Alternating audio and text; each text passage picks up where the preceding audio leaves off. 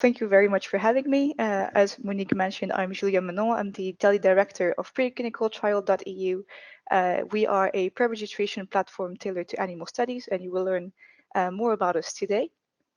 And I would like to tell you more about pre-registration, why you should do it, and how you can do it. But first, I would like to start with one number, which is 9.7 million. It's quite a large number, right? Well, this number actually represents the number of animals that we use per year in Europe for research, testing, breeding, and educational purposes. Now, of course, as researcher, we would all like to see this number go down. However, we're also aware that sometimes animal research is still necessary. So this is our priority to make research reliable and transparent.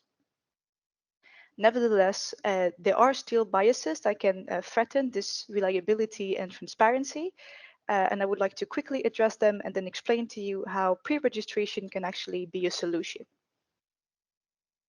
Of course, when we are performing a study, we can all introduce biases unconsciously, and there are measures against this. However, if they are not appropriately applied, these biases will actually shift the effect of your study in such a way that your outcome will be overestimated or underestimated.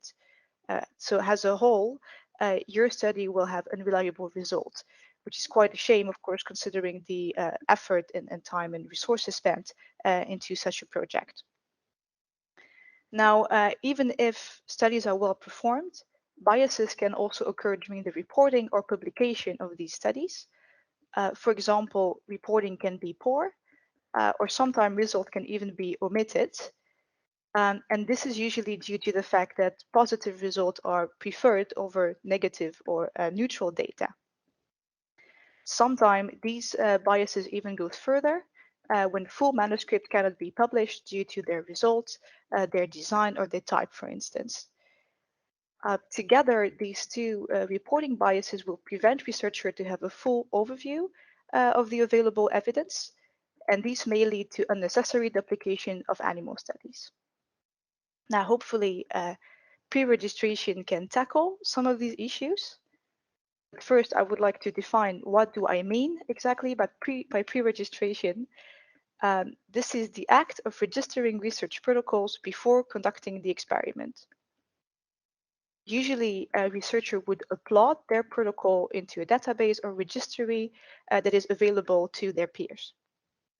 And in these registries, they will specify, so in advance, their hypothesis, their methodological design, and their analysis plan. One secure registry where you can pre-register is Preclinicaltrials.eu. So as I mentioned, we are a Dutch platform tailored to animal studies in particular. And pre-registering with us is very easy. You only need to create an account. Once your account is created, you will need to fill a form that looks like this. So this form explains basically what you're aiming to do with your study. So it's like a protocol. You will submit it, we will review it, and if it's all good, then you're pre-registered. It is as fast and as simple as this. The second thing that you can do with the platform is, of course, you can browse through our database to see what has been pre-registered in the past. Now, pre-registration has a few good benefits. First of all, it increases transparency. So, of course, by making protocol available, but it also reduces reporting bias. So by enabling a direct comparison between the pre-registered protocols and the final publications. It also enables to decrease publication bias. So in the case of Preclinicaltrials.eu, you can link your data at the end of your study to your pre-registered protocol in such a way that other researchers can understand in which context you have done this data, you have collected this data and evaluated them. So even if you don't actually publish, these data remain available to your peers. Pre-registration will also help to reduce misconduct and improve study robustness. So I think a nice example is a harking.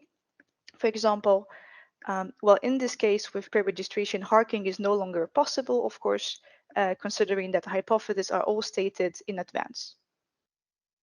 And lastly, pre-registration will help to avoid unnecessary duplication.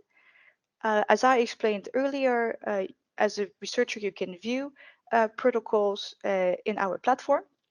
And so what you can do is before you start your own study, you can see what has been pre-registered before, so maybe what has been done but never actually got published, or what is currently ongoing, and make sure that you don't duplicate something unconsciously.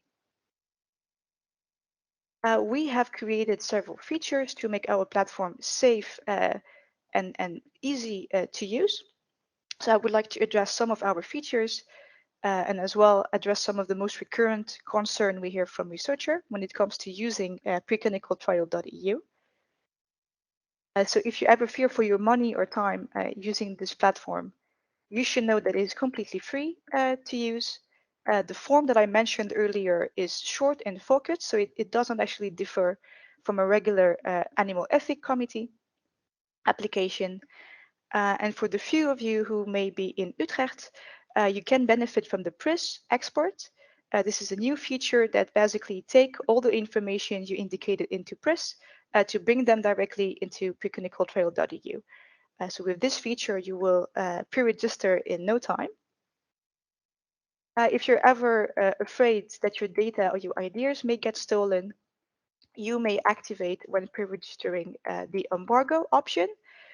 This embargo will hide all your information for 1 year, so nobody will be able to see your protocol, and the embargo can also be extended on demand. If you're afraid that pre-registration will not allow you to have enough flexibility during your study, we allow amendments.